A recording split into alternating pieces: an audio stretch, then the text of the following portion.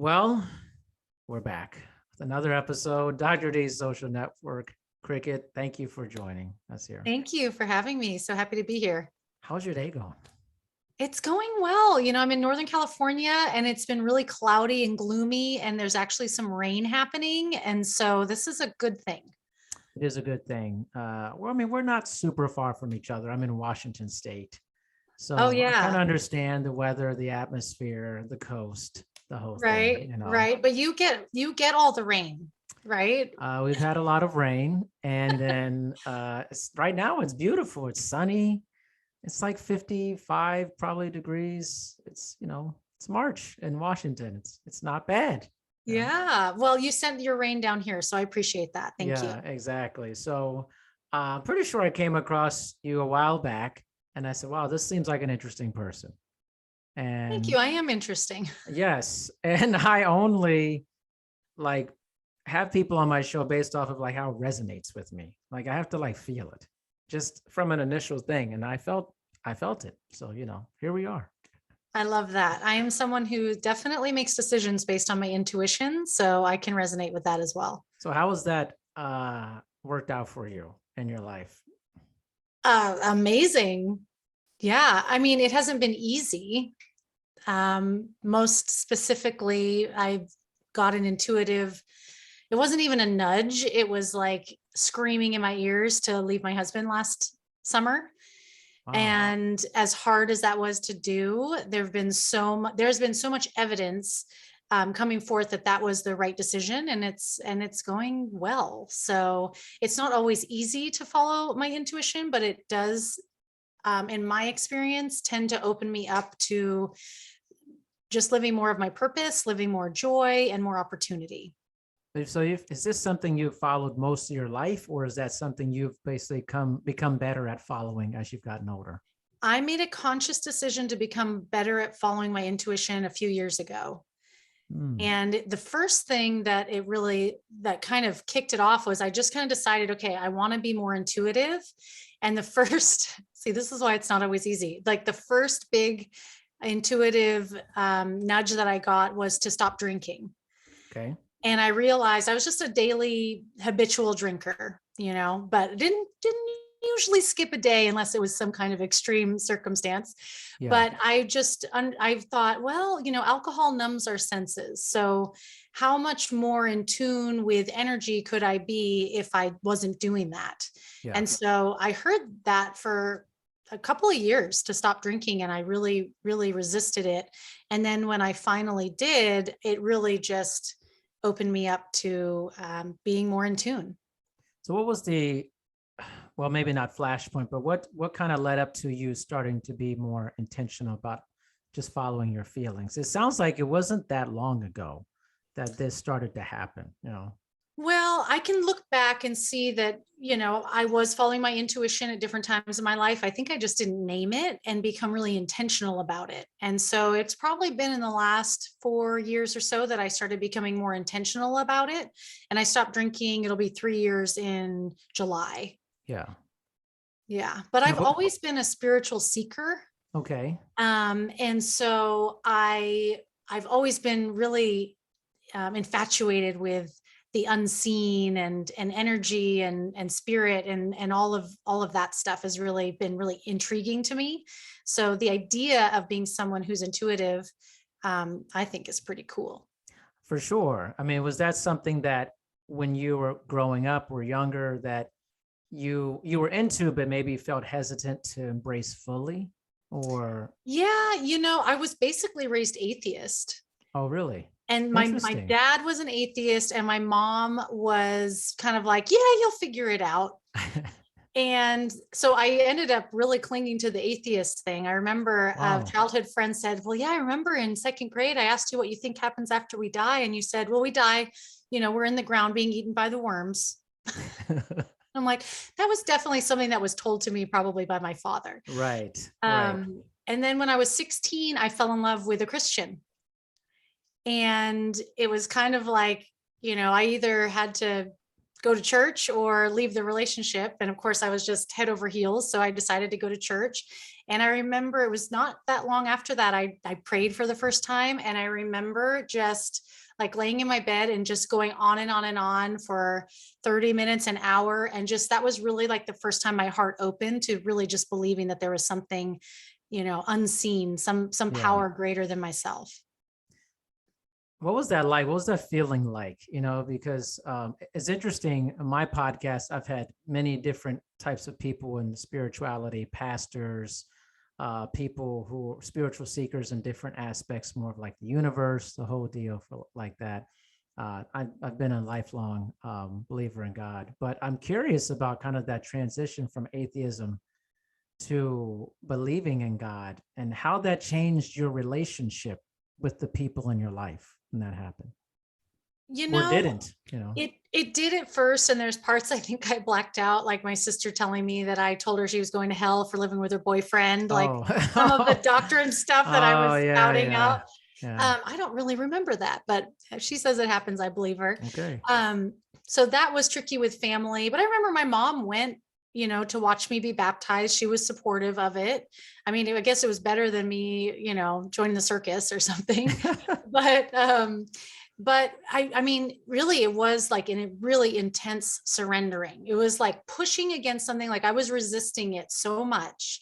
Um, that it was like just so much energy pushing against believing in something greater than myself. So that when I finally did, like I said, my heart just cracked open and it just was like this. I remember just crying and crying and crying. And just, it was like a big release and relief of just feeling like I can let go and I'll be supported. Yeah. Do you ever see? This is how this happens for me. The floodgates start opening. Here comes the question. Here comes the avalanche here. Okay, Can't Cricket, wait. get ready for it. All Okay. right.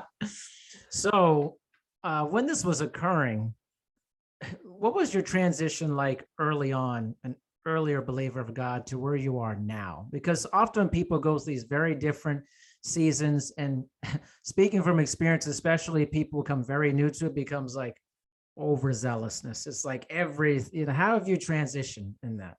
Oh yeah. So I don't identify as Christian anymore. Interesting. Right. So like I said, I fell in love and we got married. And unfortunately, we were also in a really toxic relationship using drugs and codependency. Mhm. And he ended up dying of a drug overdose. Oh man. And leading up to his death, I mean, he had a very strong faith, but I was kind of just like playing the part. I did believe in something, but as far as a lot of the Christian teachings and things, in the Bible, they weren't really resonating with me. So I kind of felt like I was in this limbo where I believed in something, but it wasn't exactly what I was hearing in church. And I wasn't really that devoted to going to church. Yeah. But when he died, I remember the day he died, it was like a huge spiritual awakening for me because I knew so clearly, I mean, seeing his body lifeless, I knew that, his soul was what was animating him. And so that day, it was like I knew there was something else. I knew there was a purpose. I knew there was meaning behind it and a plan. And it really became the catalyst for me to start seeking what it was that I truly believed, not what the person who I was head over heels in love with believed that I was trying on for myself. Yeah. You know what's interesting too is that when you go to church or you're part of, there's 30,000 different versions of Christianity, denominations, and some of it very conservative, some of it super progressive. So sometimes it can be hard when you're being provided something that feels very strange in some ways, like overly like fire and brimstone or overly blasé, type of thing. So people are very influenced by the place they go and who is providing the messages and stuff. Right. So I could see how that just influenced my version, what I saw as Yeah. what Christianity is. So I ended up just starting to eat up self-help, and like I said, I was in this limbo where I felt like I knew I believed in something, but I wasn't Yeah. quite sure what it was. And I started going to a women's spiritual retreat, Uh-huh. and it was like calling in the directions and doing a sweat lodge and Yeah. workshops and stuff. And I was like, wait, this is like how you can commune with God. Like, this is Yeah. cool. And I'd always thought that believing in God meant falling into one of the organized religions. Mm. And so, it's like the difference between I'm spiritual but not religious. It's a cliche, but It's that's such really a how cliche. it Yeah. is, but it is how I identified, right? It was Yeah. like, I believe I can trust how I feel when something feels like it resonates or not, like when you bring on a guest or not. Sure. Yes. Right. Yes. Yes. But there wasn't necessarily like a book for it. But then I did discover there is kind of a book for it. It's called Mm. Science of Mind. Yeah. So it's the Centers for Spiritual Living. They used to be called Church of Religious Science. And that philosophy was developed in like the 1920s, and it was based out of Christianity. But the whole idea is that there's a common thread of truth through all faith traditions, and bringing that together. So it includes all people, all belief systems, and the basis is love. So that's kind of how I resonate now. I mean, honestly, that's what it is supposed to be. It's if you honestly, it's literally even the Bible, you look at it's all love God, love others. It's very simple. Jesus did not provide all these crazies. It was very simple. Humans mess it up. Totally. People make things. I mean, you can take any topic, people mess it up. They create weird things. It's kind of like the phone tag thing, like it's always, it always distorts the message as it keeps going around to different people. Right. And Yes. in the beginning, you get back, you're like, that's not what I said. Yes. Yes. Totally. I didn't say that. And I think that's why it's so important for people to be in touch with their intuition, because then you have you're direct to the source, right? Yeah. So you can really go off what is calling in you, what feels good to you, and be able to differentiate between the human mess of it. Did you think we were going to get into this pretty right directly? Hey, I love this. It's great. I'm all about it. I'll talk about anything, literally anything, Yes. and go really deep into it. But I have a pretty deep question, I think, related to it is, do you think that all people really have this sense of wanting to have something greater, believe in something greater than themselves? Because really, let's see, atheism is a very tiny percentage of the population. It's really, it may be loud on some level, but it's really tiny. Do people have this feeling to want to have something greater than this, believe in something greater themselves? I think yes. I haven't spent a lot of time thinking about that, but my first instinct is yes. My brother says he's an atheist, but when I talk to him about, I love where I see science and spirituality come together. Yes. And so when I talk to him about certain things, he goes, well, yeah, I know that. And I'm like, it's just semantics. You say you don't believe in God, but I think he just is picturing like a bearded man in the sky or something. Yeah. For me, God is the energy that connects all life. I call it spirit. But I think we're all just talking about the same thing, just in different language that resonates with each of us differently. Yeah, it's interesting because there is a large amount of science behind that atheism is actually religion, even though and there's actually various levels of atheism. There's even atheism where people go and do the community of church, go to church, but don't believe. They just like the ritual of there's few different levels of it. So it actually operates like a religion in a weird way. That's really interesting. Yeah. And that comes back to like wanting to be in community and having like a commonality. And to me, that's oneness, because that is all that we are. In my viewpoint, the only thing that's happening is God. Yeah. We are all just expressions of it. Yeah. And so that just goes back to that calling that people have to want that oneness, to want that unity, to go back to, I guess, where we came from. Do you think that this is a growing aspect? Like, I know I'm in the fitness, health, wellness business, and I've seen much more emphasis on mental health and spirituality, that more people, have you noticed this as well in your travels and things, that people want more spirituality in their life? Well, yes. My view is also clouded because, we see what we seek.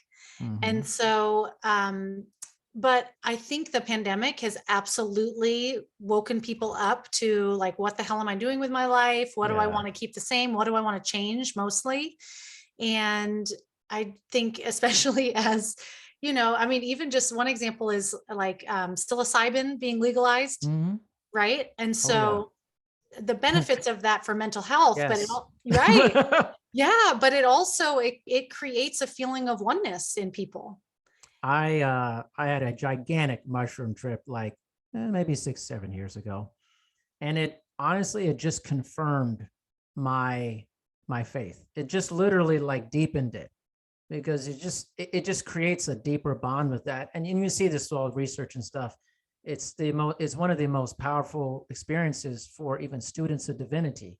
For people who are say they're atheists, they become very spiritual after these practices. It's actually incredible, you know. It is. Yeah. And again, like for someone who claims to be an atheist, like looking at the science, like looking at how we keep getting smaller and smaller, we keep thinking we found the smallest bit, but it just, to me, it's like, I just like to think about that and trip out because I'm just like, it just goes on forever. It's infinity. And to me, that is life force. Like that is what's happening that is greater than ourselves. And that's what I would call God. Yeah, I actually think most people, I think pretty much designed much like we're pack animals. Humans are much like pack animals. We want to be in communities. Dogs are pack animals, want to be together. There's certain rank and order to that. I think also built into people is the desire to believe in something greater. But I think it's also misconstrued by how the people that raised you or what they didn't believe, because most of what you're into is what somebody told you. Well, and then eventually Totally. you try to figure things out. You say, well, is this right for me or not? But initially it's kind of like, what did somebody tell me type of Right. thing, you know? But I feel there's always a pull for people on some level, whether they want to admit that or not, you know? Absolutely. No, I claim it. Like I said, I was saying that we are eaten by worms in the dirt. Yeah, I just, and then I had someone I was in love with that was telling me, and he right. wasn't telling me this is what you need to believe, but I was following his lead. Yeah. So it wasn't until having like a big life tragedy that I kind of like broke open and was Yeah. able to figure out what I believed for myself. Tell me about I mean, I have very strong um, ways of looking at this, but like the science and spirituality conversation, because, you know, for a long time, people try to separate these things, or that, let's say, your scientist has to be an atheist, you know, or that your personal spiritual is against science. And actually, we know that through pretty recent research, like 50% of scientists are not atheists. They're actually believers of God, which will blow some Mm, people's mind. They don't, it's just what you're hearing from certain people, you know. right. What's the link together in that in your mind? Well, and I can't remember who said this, but I heard it recently. They were saying um, as far as science goes, that you know that there is a God because everything is in order. If there was no God, it would all be chaos. Hmm.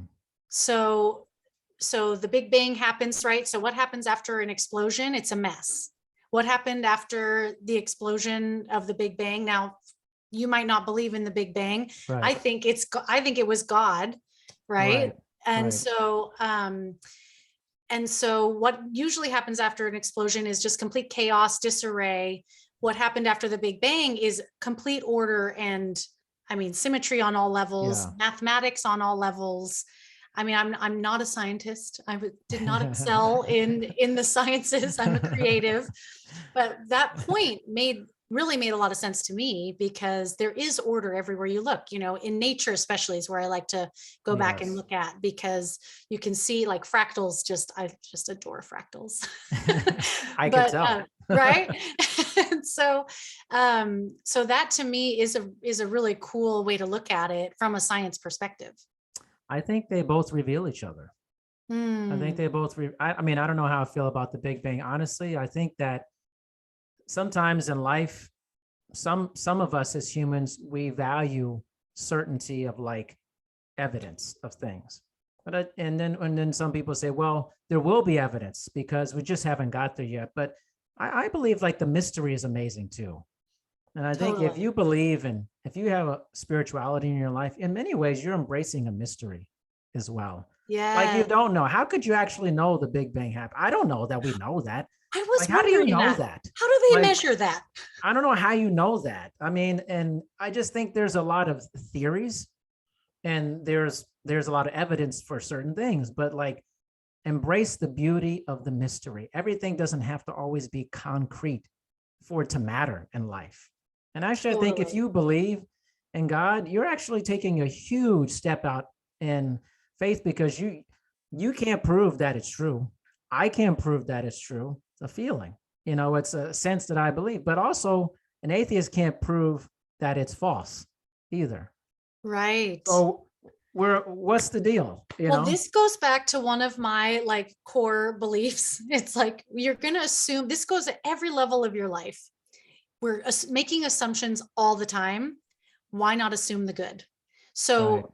for me, believing that there's something else, that I have a purpose, that I'm being guided, that that I get to come back and live. I believe in Yeah. reincarnation, getting back to come and learn lessons and do this earth school over and over again for my soul's growth.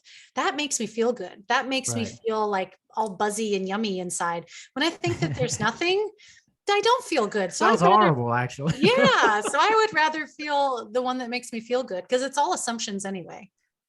Exactly. Listen, if someone's a Buddhist or Taoist or whatever, listen, you believe in something, you believe that there's something more than this, great. It may not be the same as mine, but there's just there's too much symmetry, intelligent design, like you said, in order. But in the end, neither of us can tangibly prove our point. So even if we had a near-death experience and we got over to the other side and we were told, you were right, and came back, we still couldn't prove it. You can't prove it. So basically, we need to be tolerant of other people's ideas about this, because honestly, you're never going to know. I'm never going to know completely until the time comes.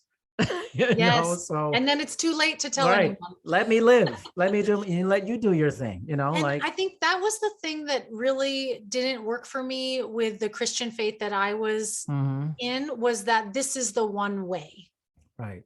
I can't tell anyone their way. And I'm a spiritual life coach. So the spirituality piece that I do, it's purely what my clients believe. It has nothing to do with what I believe. Right. I just support them in discovering what they believe, or supporting their growth within that framework. Yeah. But I just can't get on board with this is the one way. So I agree with you. It's like, let everybody do what feels good for them, as long as it's not hurting anyone else. I think that's, been the rise over time of kind of your non-denominational aspects of things. And there's a movement called Deconstructing Faith, where it's just basically deconstructing faith down to the most simplest aspect of things, which always has been love God, love others. It's pretty simple. But, so I think that is happening, especially among younger people. They're sensing that. And if you're in a thing that's giving you like crazy amount of rules that actually make no sense, it just breaks apart the whole aspect of that thing, Yeah. Agreed. It's pretty simple, actually. Right. Yeah. So, but I wanted to, on transitioning, I think there was the musical aspect too that I was resonated. Tell me if I'm wrong on this here. But so you're a singer, writer, musician. Tell me about that. Singer-Songwriter. I sing and play guitar. When did that start? So I've been singing for as long as I can remember. I started doing musical theater when I was like 10, and then I got my first guitar when I was 16. And I say I was writing songs since before I could play an instrument, just little melodies.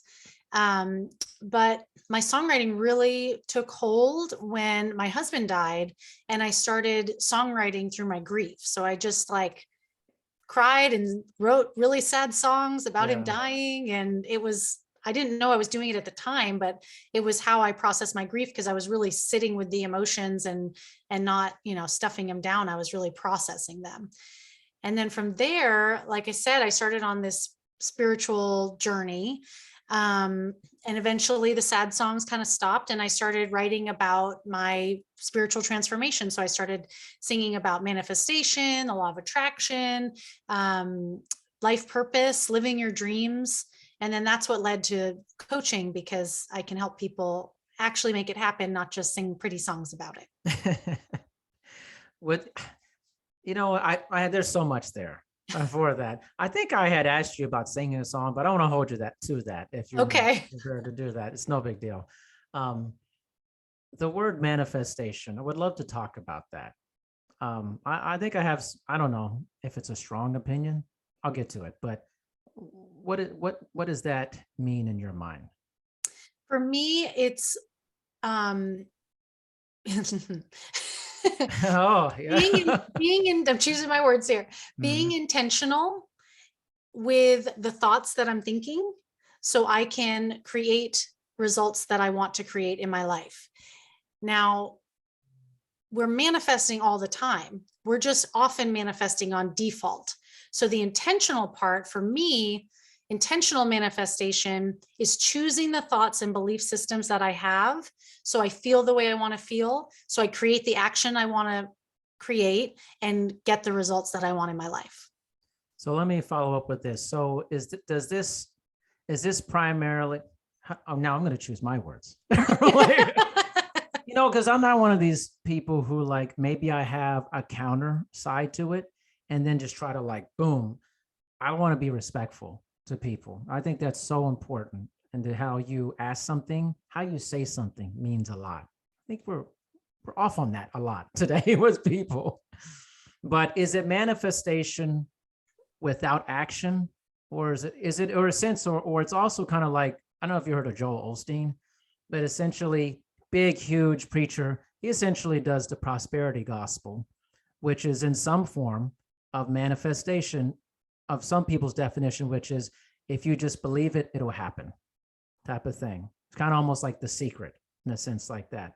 Is that what you're talking about, or is this something else? That is what I'm talking about, but that is a very simplified version of it. Okay. So that's where I wanted to go here. Okay. Yes. Yeah. And it's true. So your beliefs and thoughts create reality. Anything you look at started with a thought. And you might say the universe started with a thought, right? God thought, I am, boom, here we are.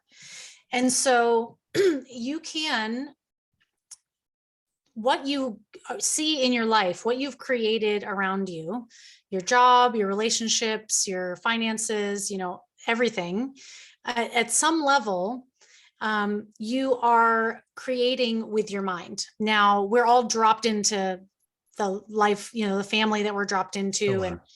And so what that means, it doesn't mean that necessarily you created, living in a slum in India.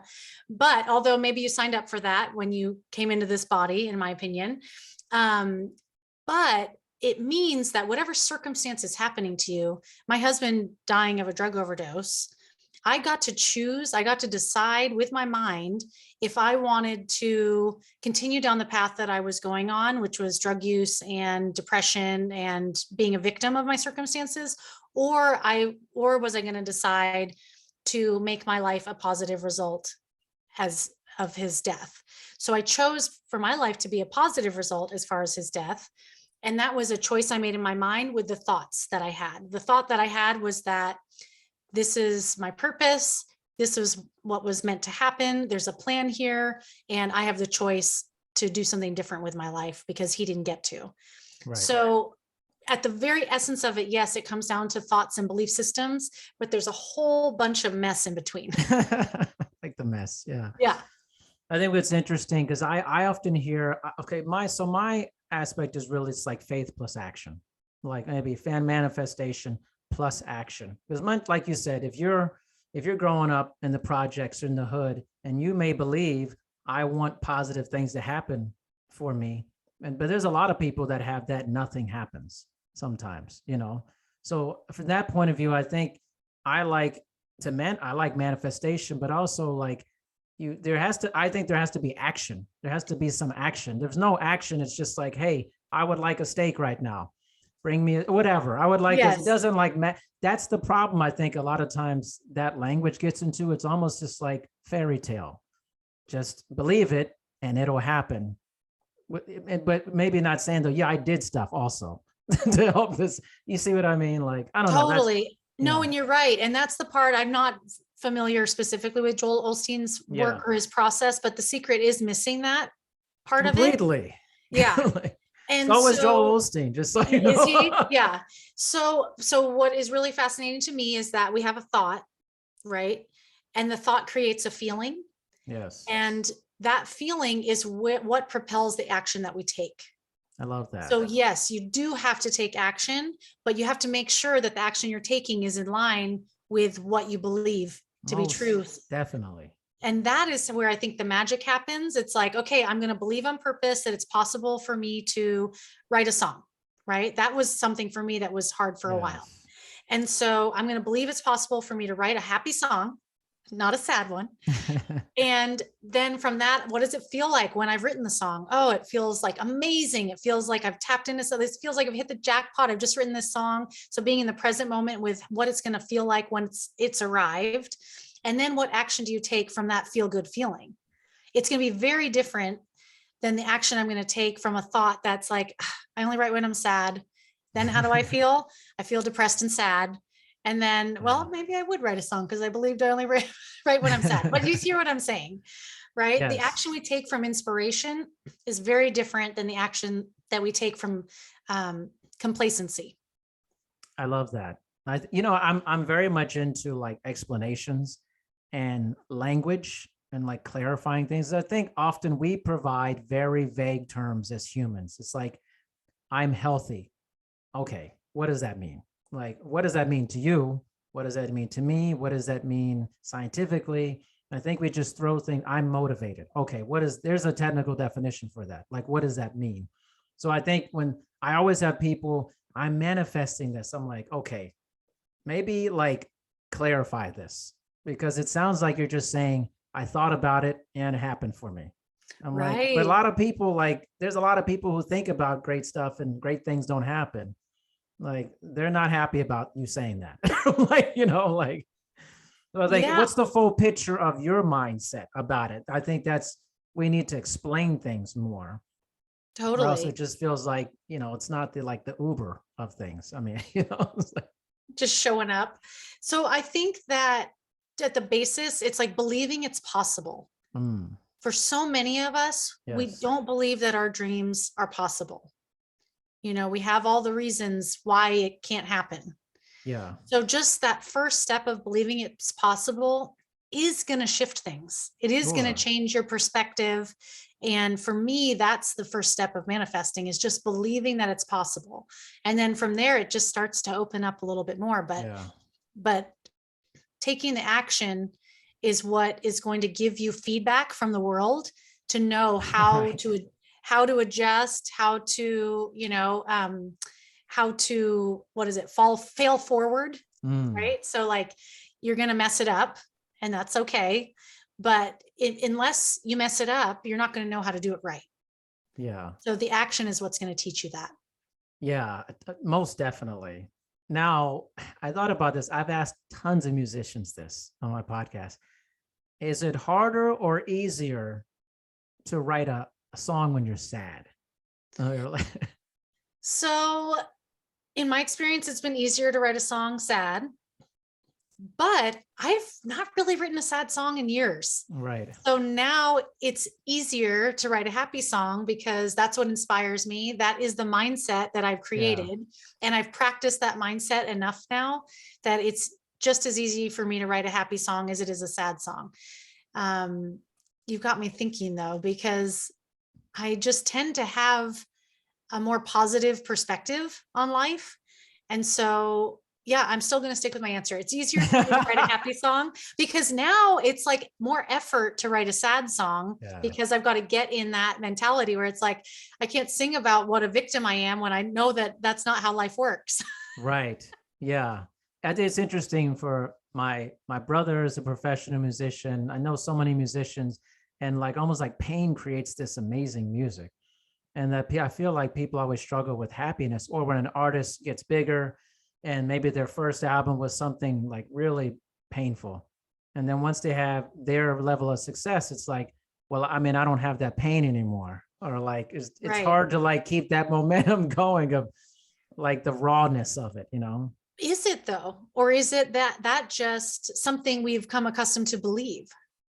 Yeah, probably. I think about somebody like maybe who was in maybe circumstances where they didn't have much, and then they came into a lot of means, you know, it's hard to know sometimes to write about something that you really just started experiencing. Maybe it doesn't feel like natural to you to have that, you know. Except at every level of success, there's a whole new set of challenges, Of course. whole new set of inspiration for Yeah. struggles, achievement. I mean, for me, I think it's all inspiration for music. Yeah. The song that really changed my thinking around it, because I was already writing, or I hadn't started writing inspirational music yet, but I was really feeling like, wouldn't that be cool? But I had this belief that all happy songs were cheesy. And then Pharrell Williams' Happy came out. Happy, yeah. And I was like, this is how you write a happy song. Yeah. Right. And it was very soon after that I started writing inspirational music. So again, just believing it's possible will change it all. Now, here's a question. Do you like sad songs at all? Still? Oh, I love sad songs. Okay. I do. Oh yeah, I can get down. Elliott Smith was one of my favorites. Yeah. I can get down with some sad songs for sure. I like playing sad songs. Yeah. I just, as an artist, sad songs don't inspire me. Yeah. And also back to the manifestation, like attracts like. So who you are being is what you're going to attract more of into your life. That is how energy works. And so I spend a lot of time with my songs. And so if I'm trying to create a more positive life for myself, I don't want to be singing about all the stuff that didn't work out. Just for myself. Now, believe me, I have my moments of, I listen to some Ani DeFranco, some Alanis Morissette. I'm like, I get down and dirty. I mean, that's as dirty as I get, but,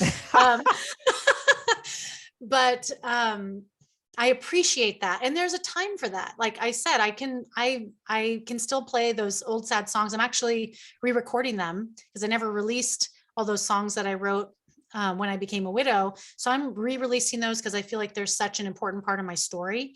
And I'm actually really glad that I'm singing them or recording them now, because I'm singing them in a whole different way. Yeah. In a very meaningful, from a meaningful, deep place. Excuse me. But just as far as what I want to do as a musician, I want to keep it light. I want to inspire people to believe in themselves and that anything is possible. But every once in a while, Jagged Little Pill comes out. Yes, exactly. Oh, that's fantastic. So tell me a little bit about the name, Joyfully Cricket. How did this come about? Obviously, it was something I was going to talk about at some point. Yeah. I would love to hear like this transformation. Well, the transformation really came from me just never identifying with my given name. And if I was born now, I probably would have had the guts to just say, call me this from now on, but I never did. So my given name is Karen. Yeah. I was born in 1984. So all through school, it was like, there weren't any other Karens. All the teachers were named Karen. And at some point I was like, this is a dated name and I don't identify with it at all. You don't want that name now either. No, exactly. It was like in 2020 when all the memes started coming out, it was like, oh, now everyone knows what I already knew. Like, I don't like it. No. But I'd heard the name Cricket when I was a young teen, and I just thought that was the coolest name. Yeah. And like I said, I didn't have the guts to say, call me Cricket now. But when a friend was setting up my very first Hotmail account, he said, what do you want your email address to be? And I said, how about Cricket Karen? I've always liked the name Cricket. So he started calling me Cricket. And then someone else saw my email and they're like, oh, I'm going to call you Cricket. And then it just kind of grew after that to where I ended up putting out my album and I decided to go with Cricket. And it brings a smile to people's face. Like I said, I'm in my 30s. I'm not in the age group of Karens. So a lot of people tell me I don't look like a Karen. I certainly don't act like a Karen, although that's a whole other subject. That's a whole other thing. Yeah. And then the joyfully part, joy has just been my mission since my husband passed away. And so when it came to building out, social media, websites and stuff, Cricket was taken. So it ended up becoming Joyfully Cricket. Oh, that's awesome. It. That's awesome. You know what's interesting? Like I had a friend of mine who was on this podcast. She was one of the first people on my podcast. Like 3 years ago, and I have her on from time to time. Her name is Michelle Collins, and she lost her husband also, and she has a company called Inhabit Joy, and it's a very similar mindset. And it's interesting, kind of the link between loss and creating joy after loss. There's something about that and this has happened with a lot of people. I'm always interviewing people and stuff. So there's an interesting kind of dichotomy between loss and joy. Can you talk a little bit about that? Well, I think loss just brings appreciation. Right. Right. And so after my husband died, I really stopped sweating the small stuff. I mean, I get wrapped up in stuff like anybody else, but as far as really caring about the superficial problems of life, it just kind of fell away, at least really initially, during those first few years. And so it became a lot easier to appreciate the beautiful things in life, the joyful things, because I knew how bad it could get.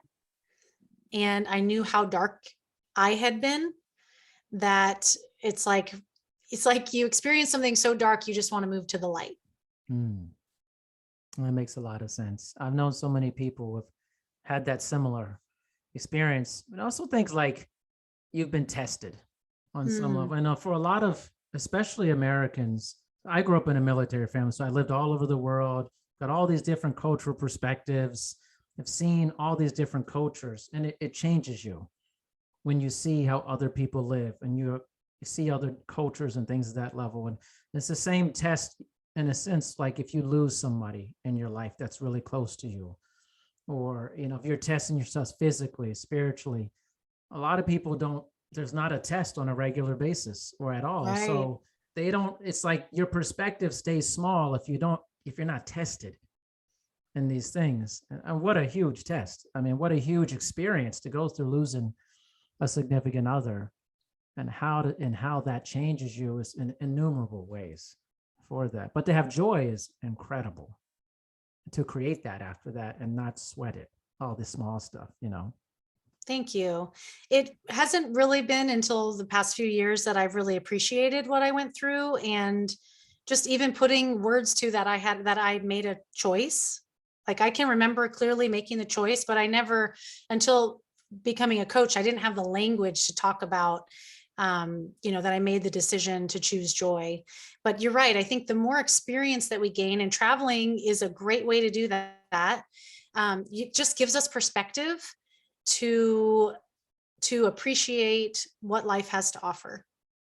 Most definitely. And I think often when I hear someone who is very close-minded about stuff, and then we talk about, it's like they haven't had a lot of experiences in life, or they're very susceptible to getting pulled into a certain way of things that it's easy to kind of get slowly manipulated into things that could be very negative if you haven't had a lot of experience of what those things are in life.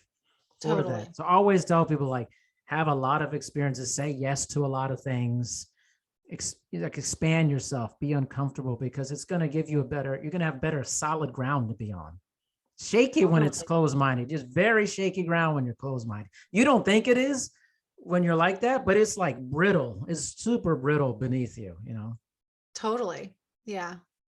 So I think spirituality, especially with that, is something that just really strikes a nerve in people about it. I want to ask, why do you think that is such a hot topic for people? Why do I think spirituality is so triggering for triggering for so many people? Yeah. That's a really good question, because like I said, I have the perspective of you do you, but some people really think you've got to do it just like them. Yeah. And I think that does come from a smallness inside, or a scared part inside, that they're not doing it right.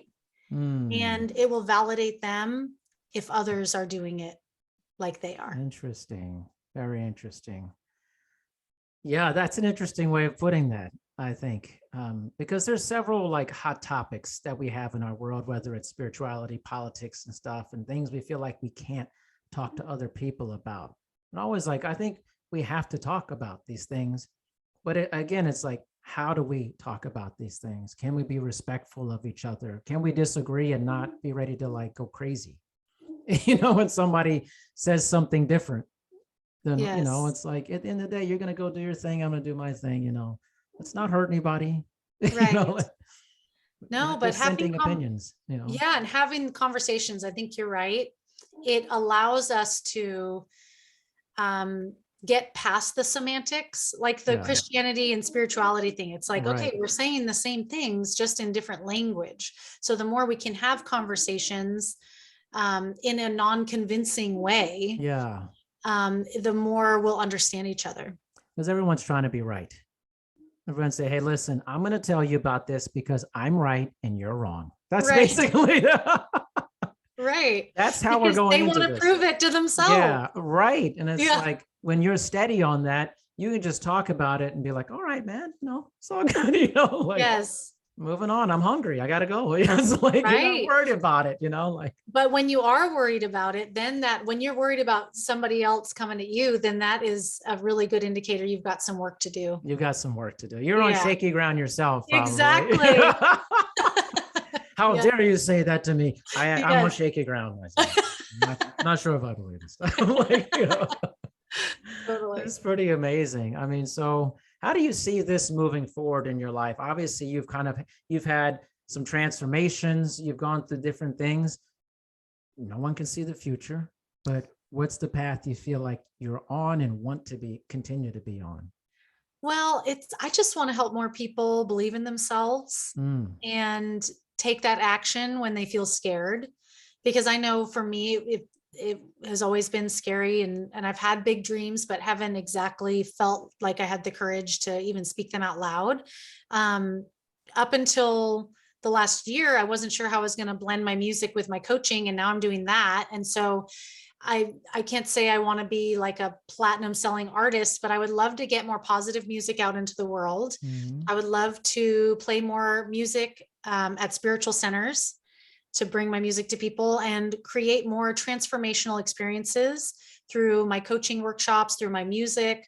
One thing for me that's been really transformative is going to retreats and workshops and doing breath work, journaling and being in community with people to grow myself. And so my dream is to be able to create those experiences for others.